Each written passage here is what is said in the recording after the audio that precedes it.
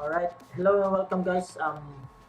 Welcome to our third session, and today we're gonna tackle the Apply Visual Design under Responsive Web Design Certification. So let's get started. Okay, visual design in web development is a broad topic. It combines typography, color theory, graphics, animation, and page layout to help deliver a site's message.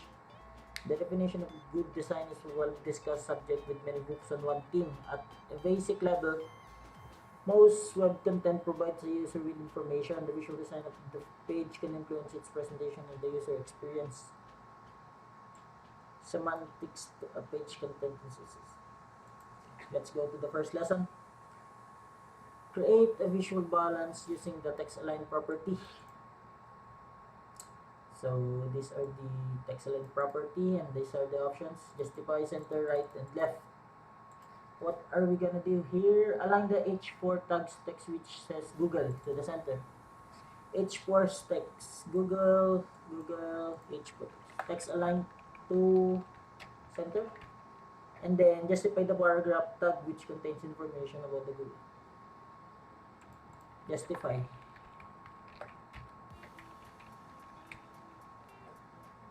Okay, let's try it. Next, adjust the width of an element using the width property.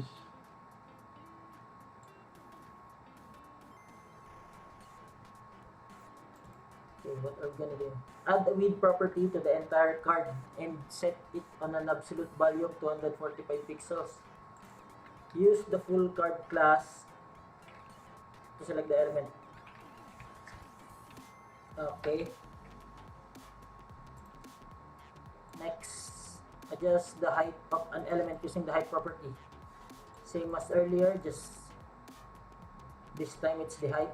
Add the height property to the H4 tag. Okay, height is equal to 25 pixels. Next, I don't have any money. Use the strong tag to make text bold.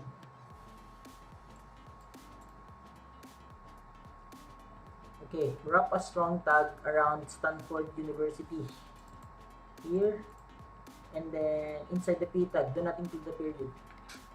Okay, strong, and Stanford University.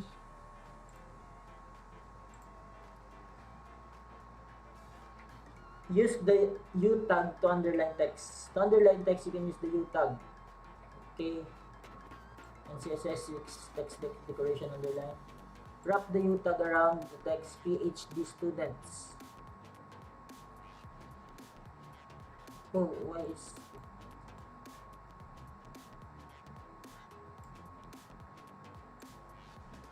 I think I already answered that one. Use the M tag to italicize text. To emphasize text, you can use the M tag. Wrap an M tag around the contents of the paragraph. Tag M tag around the contents. M tag around the contents.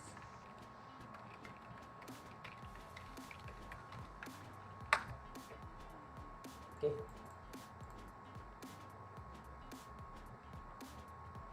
Next is use the S tag to strike through text. So this is the CSS counterpart. So wrap the S tag around Google inside H4. Google inside H4. S, and then add the word alphabet beside it. Which should not have the alphas. Alphabet.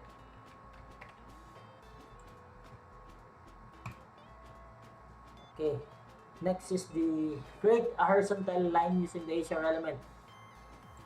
You can use the HR tag to add the horizontal line across the width of its containing element. Horizontal.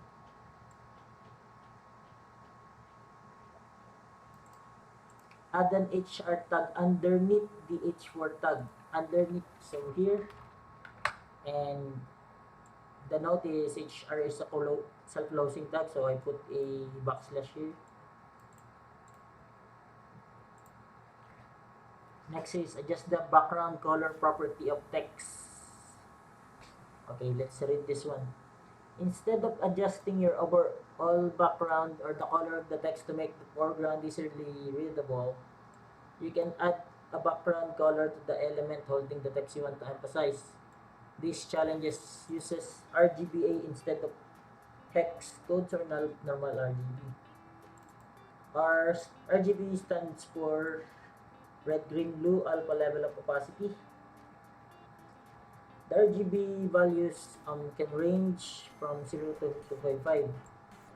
The alpha value can range from 1, which is fully opaque or a solid color, to 0, which is fully transparent or clear.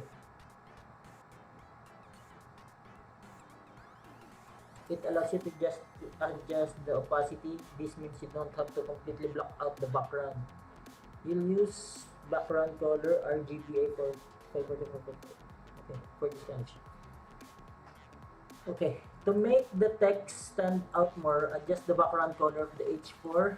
Background color of the H4 given the RGBA element value. So this one. And then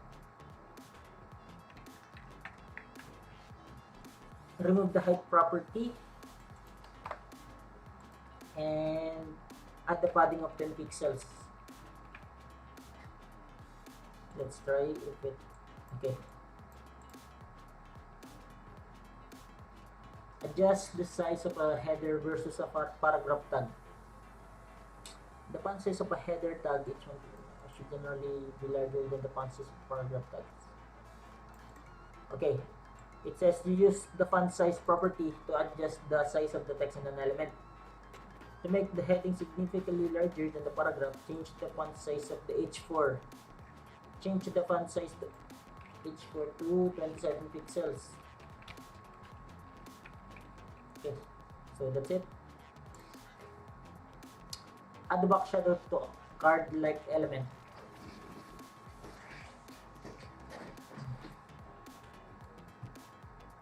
The back shadow property takes values for offset X. Which one is it? Offset X, offset Y, blur radius, and the color. How about this one?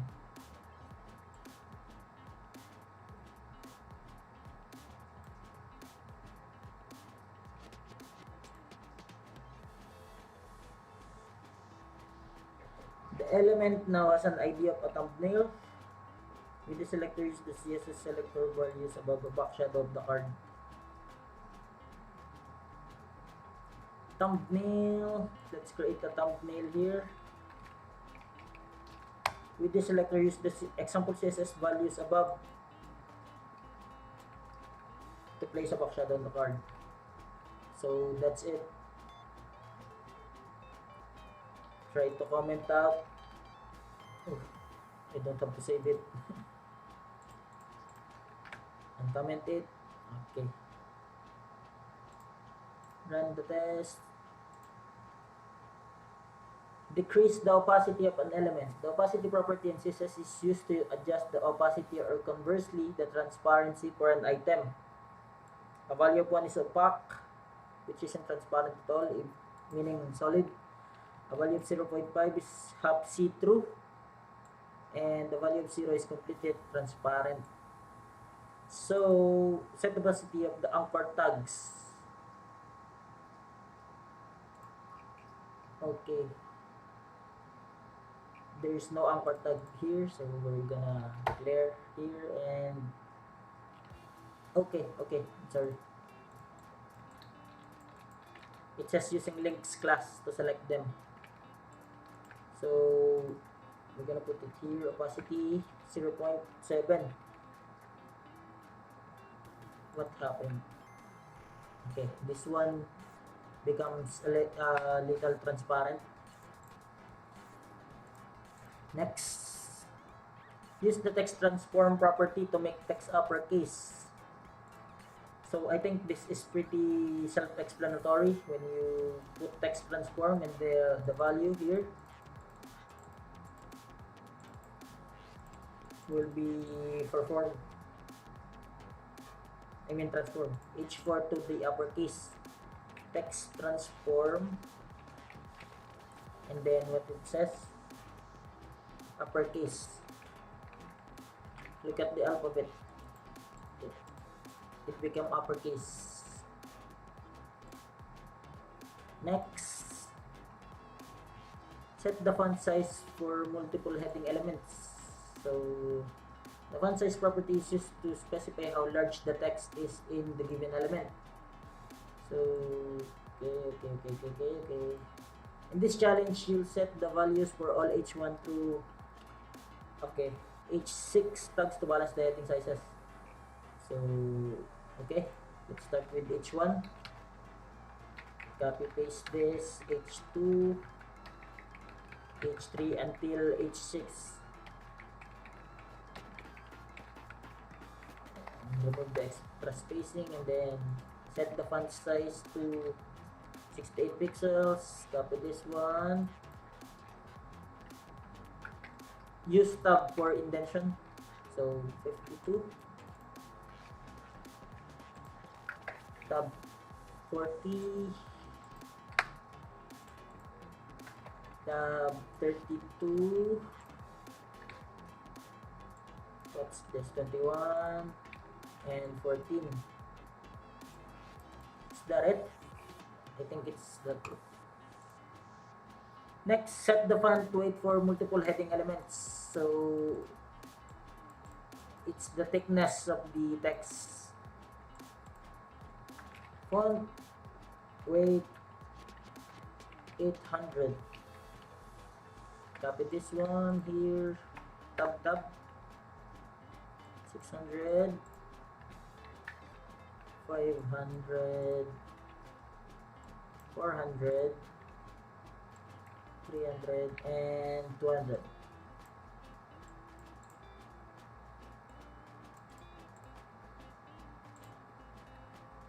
Set the font size of the paragraph text. The font size property is not limited to headings. It can be applied to any element containing text. So change the value of the font size property of the paragraph. So let's change this 10 to 16. It's a little readable now, so run the test, submit. Next is set the line height of paragraphs. Add the line height property to the p tag and set it to 25 pixels. Line height to 25 pixels. See the difference? Comment this out. Comment this out.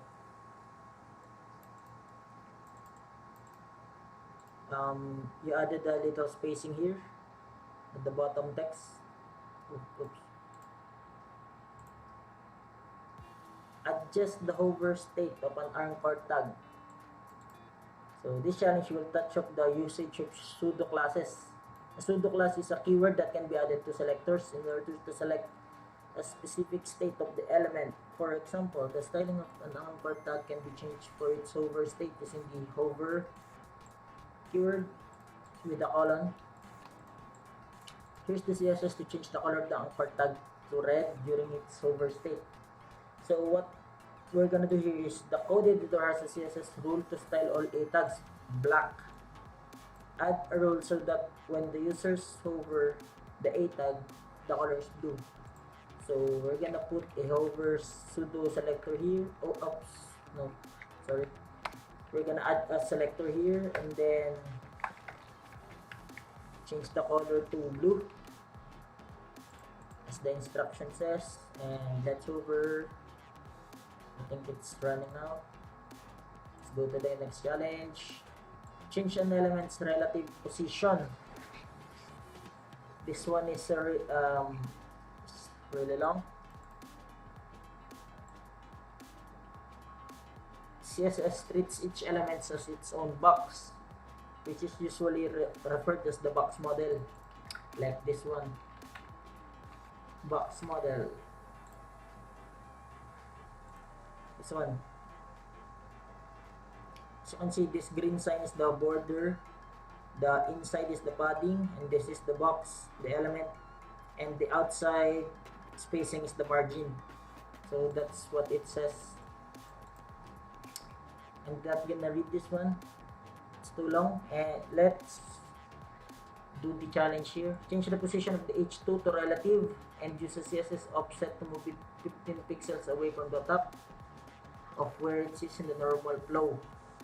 That is, there is no impact the position. So okay, position change to relative and set the top offset 15 pixels.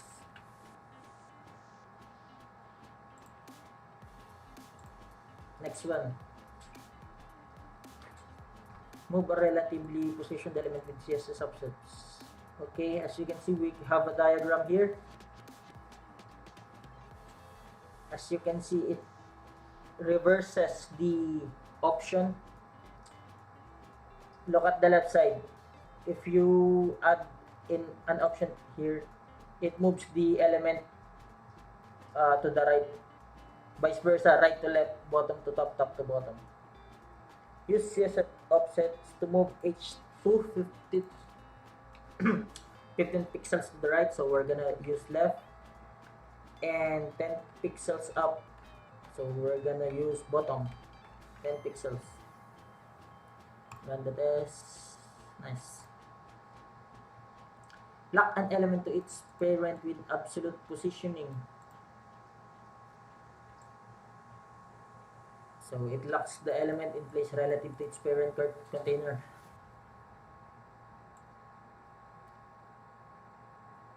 Okay, let's lock the search bar element to its top right of its section, parent by like there, its position to absolute.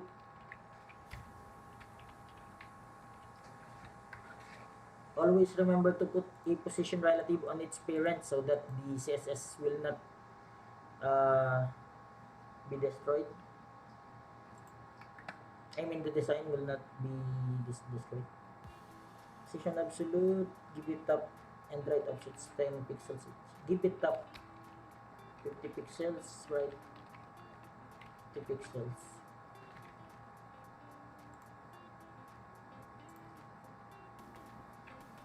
Lock an element to the browser with fixed positioning.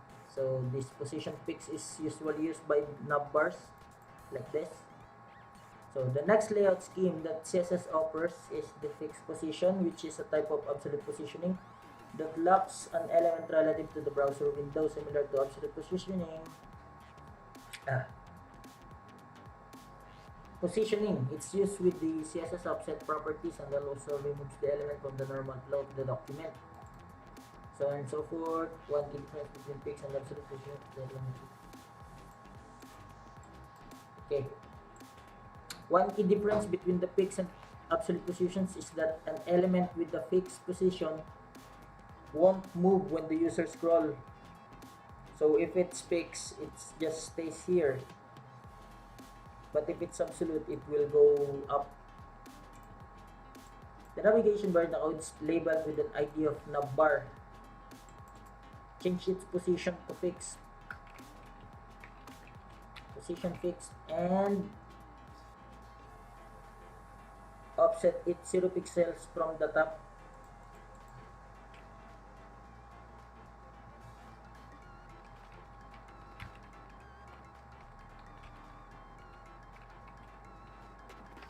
Okay. Next, push elements left or right with the float property. Okay, this one's pretty basic. It's just positions the element left and right. Self-explanatory, I guess. The given markup would work well as a two-column layout with the section and the side elements next to each other. Give the left item with the float of left and the right item of float or right. It's already answered, so let's run the test. Okay, just a minute, I'll just check why sometimes I don't have to answer some questions. What's happening? I didn't answer this all, but it's already answered. So let's go with the next one. Run the test. Okay. Change the position of overlapping elements with the C-index property. Add the C-index property to the element plus first the red rectangle. C-index 2 is now at the front. Next, center an element horizontally using the margin property. Center a div on the page by adding a margin property with the value of auto. Margin auto. Okay, it's now centered. Next, learn about complementary colors. Color theory and its impact on design is a deep topic and only the basics are covered the following challenges. On a website, color can draw attention to content, evoke emotions, or create visual harmony. Using different combinations of colors can really change the look of a website, and a lot of thought can go into picking a color palette. So, from what I understand, complementary colors is the, what do you call this? The counterpart of the color wheel. The next one. Okay, this is the perfect diagram. Yeah. Green is complementary to red, blue is to orange, and so forth. So let's just skip this. Change the background color property to the blue and yellow classes to their respective colors. Okay. Blue and yellow. Okay.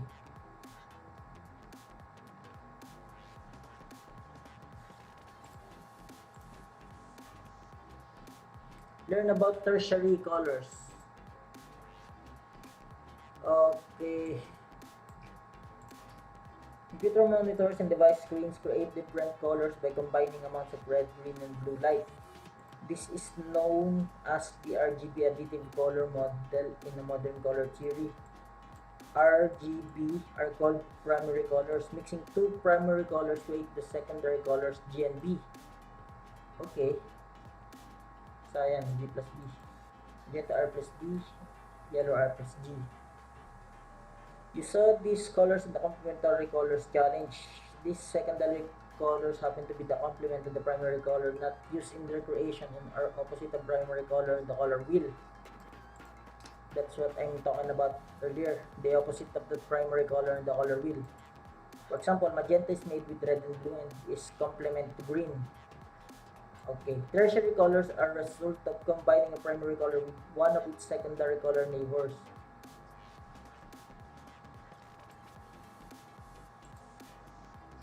There are various methods of selecting different colors that result in a harmonious combination of design. One example that can use tertiary colors is called the split complementary color scheme. So, okay. Here are three colors created using the split complement scheme. What we're gonna do here is change the background color property to orange cyan and raspberry classes to their respective colors. Make sure you use the hex code and not the color names. Okay. So this orange will be this one. The cyan is this one. And the raspberry is this one. So this one only gives us a brief introduction about tertiary colors, guys. Okay, adjust the color of the various elements to complementary colors. Vibrancy based out. Okay, this page will use a shade of teal as the dominant color, and its orange complement to visually highlight the sign up buttons. Change the background button of the header and footer from black to teal color. So we're gonna use this hex to change the header and the footer, and then change the H2 color as teal to teal as well. And then finally change the background color of the button to orange color.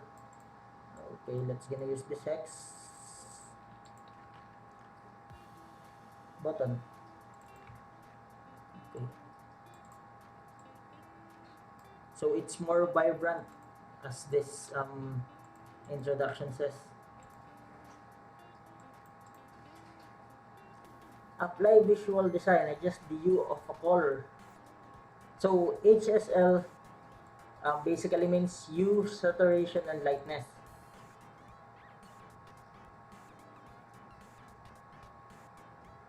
So I'm not gonna read this one because I already know it. Change the background color of each div elements based on the class names. All three should have full saturation and normal brightness. So let's change the green to this one. Cyan to this one, and blue to this one. And what it says, full saturation and normal lightness. What is the full saturation? 100% is full saturation, so it's already full saturated. And normal lightness, what's the normal lightness? Lightness is the amount of blah blah blah blah blah. 50% is the normal color, so it is set to 50%, so we're on track. Let's submit this. Adjust the tone of a color. The HSL option in CSS also makes it easy to adjust the tone of the color. Mixing white with a pure hue creates a tint of the color.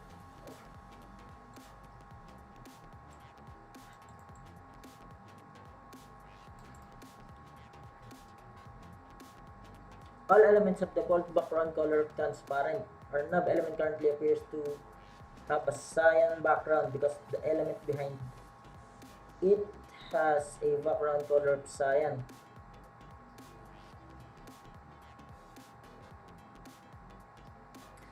Okay, add the background color to the knob element.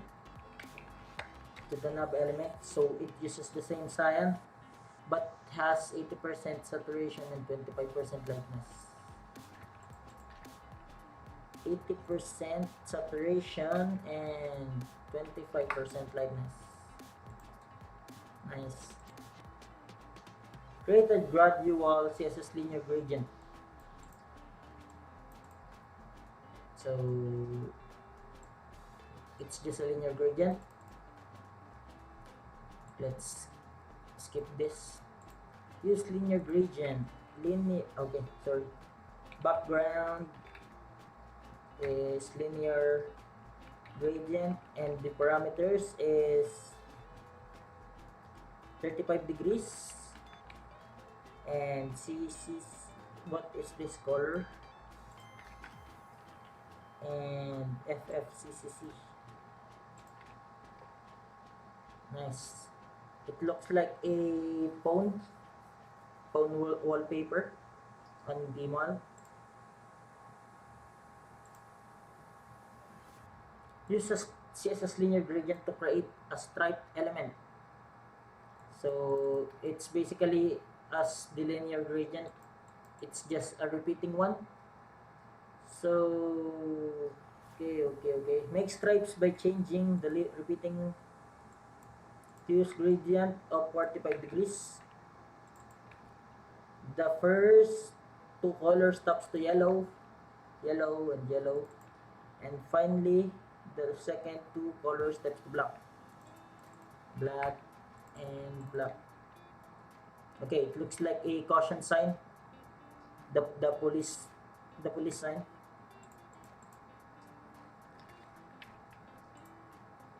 Next, Create texture by adding a subtle pattern as a background image. So we're gonna use an image to be a background here. So let's copy this and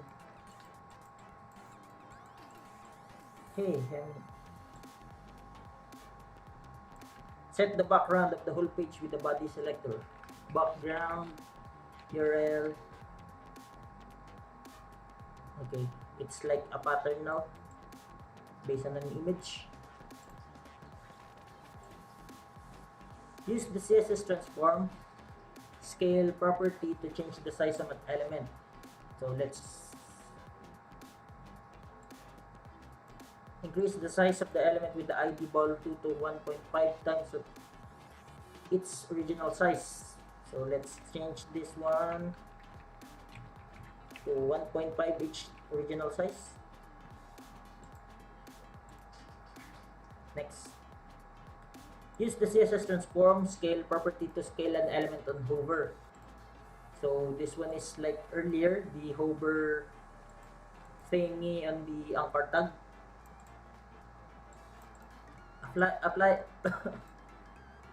Applying. I always switch F and P sound. So applying becomes applying. So I need to work on that one. Applying the transform to a div element with blah blah. Add the CSS rule for the hover state of the div and use the transform property to scale the div element to 1.1 times its original size. So let's create the div here. A pseudo element of hover, and then transform scale to a 1.1 its size. Let's try. I think it's working fine. Run the test and it's good. Next, use the CSS transform property skew x to skew an element along the x-axis. The next function of the transform property is skew x, which skews. I don't know what skew means. Skew implied skew to an oblique angle, a slant, suddenly change of direction or position. Okay. Skew the property with the ID of bottom by 24 degrees along the x-axis by using the transform property. Bottom ID, this one. Transform skew x by 24 degrees. Okay. So it slants. How about 42? 90. 110. Okay, I get it. I haven't used this one, so it's a new learning for me.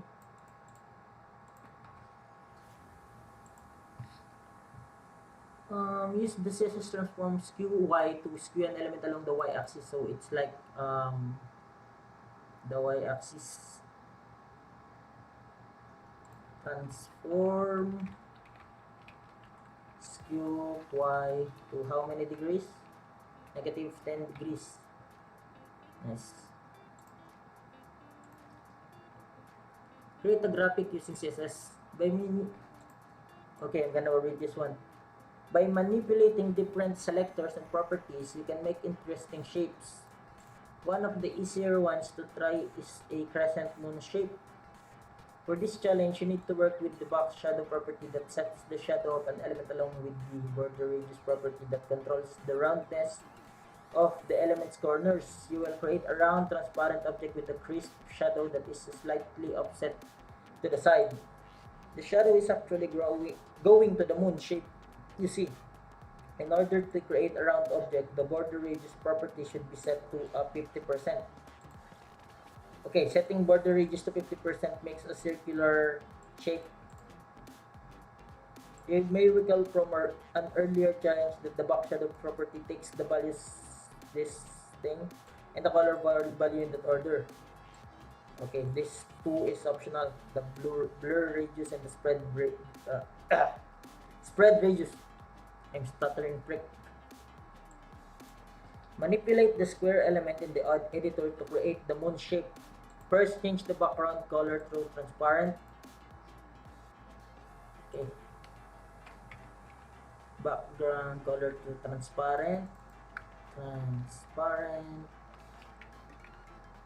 And then border radius to 50%. And then offset X to 25 pixels, offset to 10, blur radius to 0, and spread radius to 0, and color to blue. Okay, it's a crescent moon now.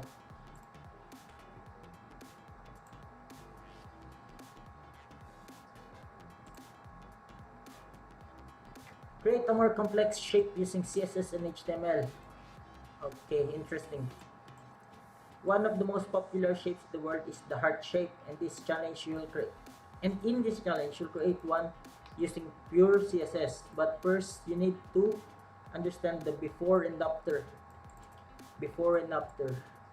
So let's try to search the before and after. So this before and after just adds a content as it says before or after the element, like this. It adds here, and if you change that to after, it goes there, and you can add additional styling elements here. For example, border 1 px solid black. Okay, that. So we're not gonna read this one. I mean this part. Transform the element on the screen to a heart. In the heart after selector, change the background color to pink. And the border radius to 50%. And then, next, target the element with the class heart. Just heart. And fill in the transform property. Rotate. -45 degrees. And then, finally, in the heart before selector, set its content property to an empty string. Empty string is like this. So it's a heart now. Not perfect, but a heart.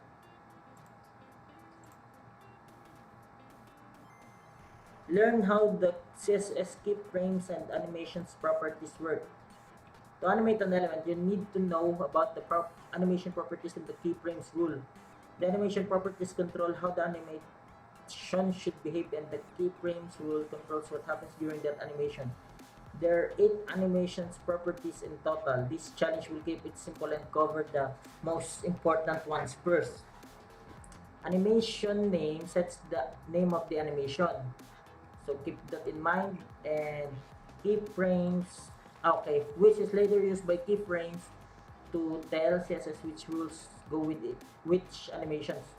So this one is named colorful, and the keyframes is using that colorful to determine the animation, the animating element. Animation duration sets the length of time for the animation. So S stands for seconds.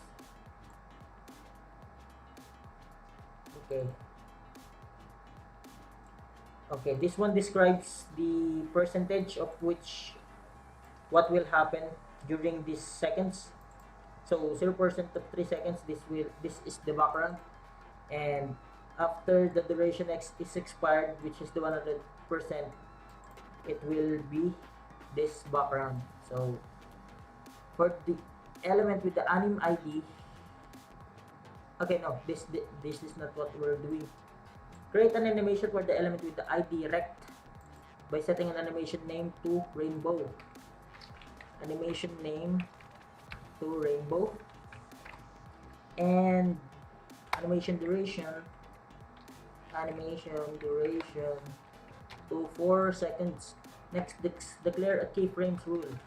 Keyframes rule. Keyframes rainbow. This is the name, so we're gonna use it for the keyframes. To set the background color of the beginning animation to blue, so 0%. Background color is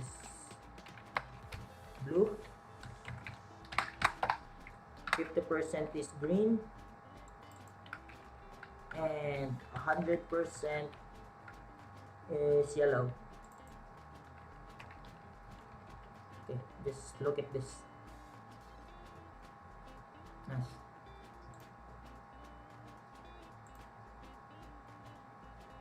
Use CSS animation to change the hover state of a button.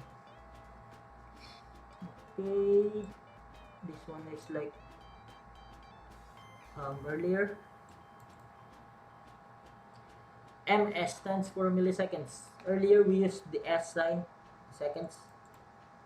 Use CSS keyframes to change the background color of the button element, so it becomes this hex symbol when a user hover it. Okay, keyframes, background color, 100%, entry, and then the background color will become this. So let's try to hover. Okay, it changes. Modify fill mode of an animation. So that's great, but it doesn't work right yet. Notice that the animation resets after 500 milliseconds has passed, causing the button to revert back to the original color. Okay, that thing. You want the button to stay highlighted. This can be done by setting animation fill mode property to forwards. The animation fill mode specifies the style applied to an element when the animation is finished. You can set it like so, like this. Okay, set the animation fill mode property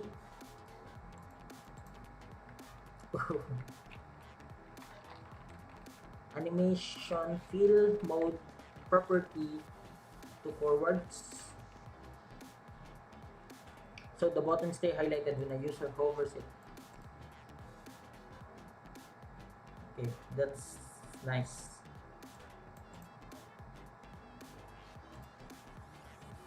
Okay, create movement using CSS animation. When elements have a specified position such as fixed or relative, the CSS offset properties right, left, top, bottom can be used in animation rules to create movement. As shown in the example below, you can push the item downwards, then upwards by setting top property of the 50% keyframe to 50 pixels, blah blah blah blah blah blah blah. Nice. Add a horizontal motion to the div animation.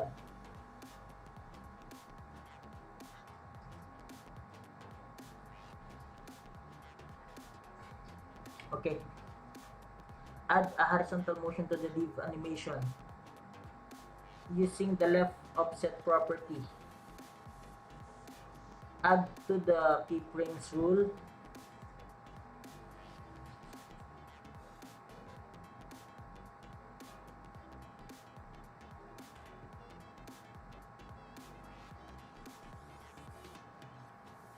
Okay, move left is 0 pixels, and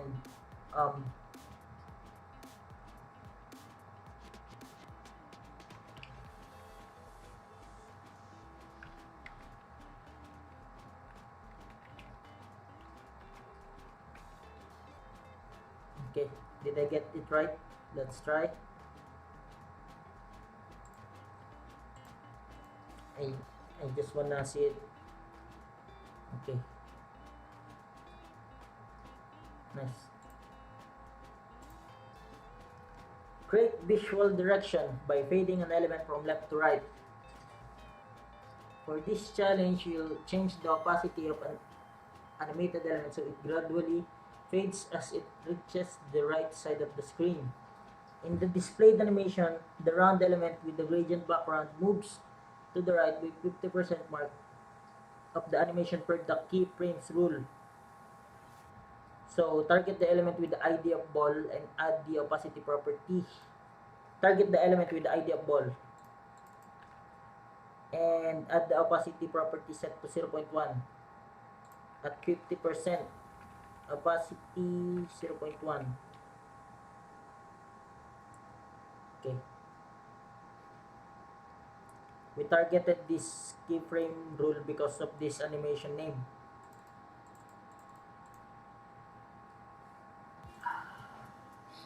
Animate elements continually using an infinite animation count.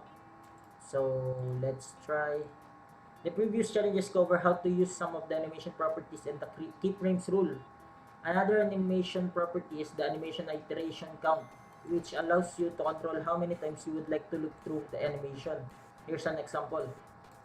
So in this case, the animation will stop running after 3 times, but it's possible to make the animation run continuously by setting that value to infinite. So to keep the ball bouncing on the right on a continuous loop, change the animation iteration count property to infinite.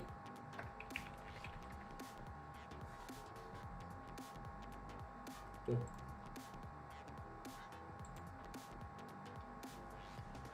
Next is, okay, a heart again. Make a CSS heartbeat using an infinite animation count. So it's like earlier, and I'm gonna skip this one. Keep the heart beating by adding the animation iteration count property for both back class and the heart class. Animation iteration count property to infinite, and for the heart class, the heart before and heart after select do not need to any animation properties. So it's heart beating now. It's just irritating because it gives a scroll bar.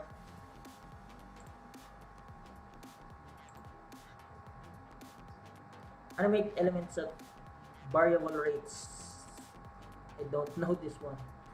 There are a variety of ways to alter the animation rates of similarly animated elements. So far, this has been achieved by applying animation iteration count property and setting keyframes rules.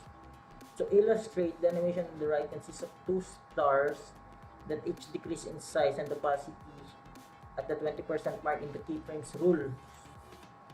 So, which creates the twinkle animation. You can change the keyframes rule for one of the elements so the stars twinkle at different rates. Alter the animation rate for the class name of star1 by changing its keyframes rule to 50%. Okay, what's the name of the animation name? Twinkle1, and let's change this to 50. Okay. We're almost complete. Next, animate multiple elements at variable rates. So I think it's the same as earlier. It's just the animation duration is being discussed here. So set the animation duration of the elements with the classes star1 and star2 and star3. Okay. Set the animation of the elements with the star class star1 first. Animation 1 twinkle to 1 second.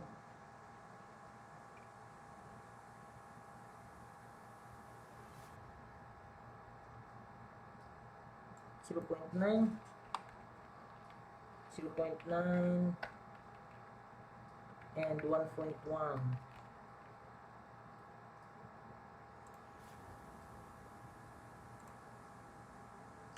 Change animation timing with keywords. Change animation timing with keywords. Okay. In CSS animations, the animation timing function properties controls how quickly an animated element changes over the duration of the animation. If the animation is car moving from point A to point B in a given time, your animation duration, the animation timing function, says how the car accelerates and decelerates over the course of the drive. There are a number of predefined keywords available for popular options. For example, the default value is which starts slow, speeds up in the middle, and then slows. Okay, I'm gonna need this one. I'm gonna take a screenshot. Okay, let's go back. So for the elements with ID of ball 1 and ball 2, add an animation timing function property to each and set ball 1 to linear animation timing function. Animation timing function. Did I get it right? Nope, nope, nope, nope. For the elements with ID ball 1 and ball 2, add an animation timing function. Sorry, I didn't get it earlier. Function to linear and is out to ball 2. Nice. And then notice the difference between how the elements move during the animation but end together. Since they share the same animation duration of 2 seconds.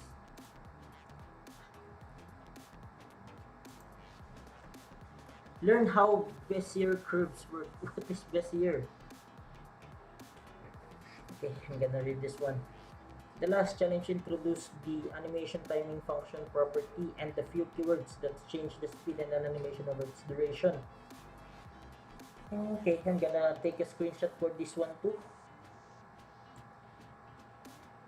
for future references. Change the speed of animation over its duration. CSS offers an option. Okay, it's too long, so I'm gonna read that later. For the element with the ID of ball 1, change the volume animation function to linear to its equivalent cubic Bezier value.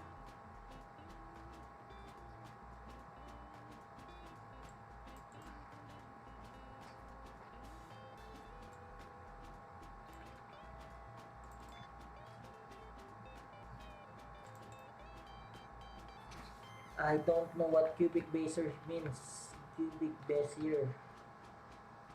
What is this?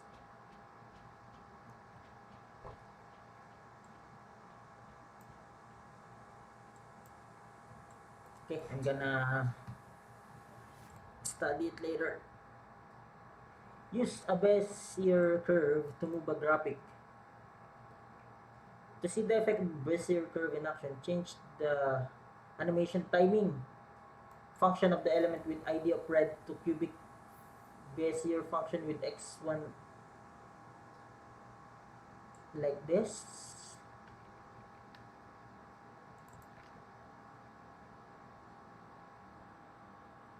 Oh, it's like it has a shadow. Nice. Oops, we have errors.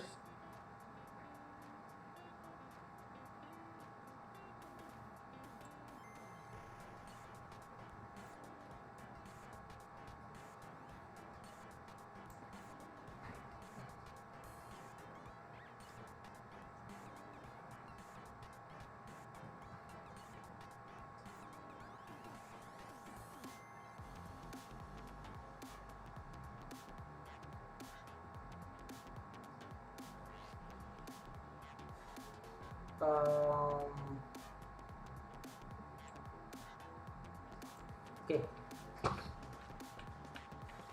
I need to try to read it again. To see the effect of this Bezier curve in action, change the animation timing function of the element with ID of red. I think it's right. Animation timing function of red to cubic Bezier, and then okay, I'll just copy this.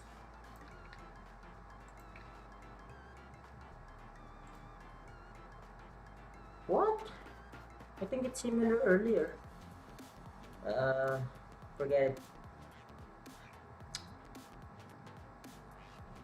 Make motion more natural using Bezier curve. Change the animation timing function of the element with the ID of green to a cubic Bezier function x1, y1, x2, y2 values set respectively to 0.31 blah blah blah blah blah. Element ID of green.